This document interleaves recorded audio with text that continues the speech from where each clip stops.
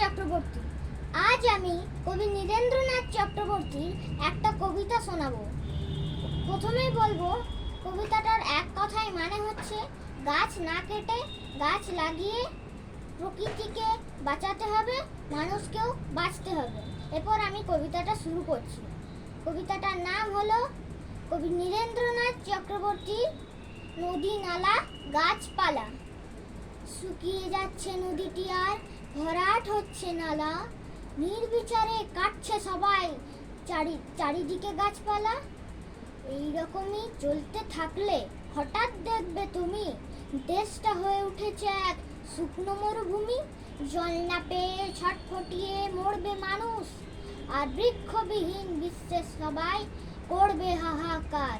কিন্তু ওদের রক্ষা করতে এগিয়ে যদি আসো, নদীকে আর গাছপালাকে একটু ভালোবাসো, তবেই নদী চিরটা কাল বইবে কলসরে, বৃক্ষলতায় বিশ্বভুবন রাখবে সবুজ করে।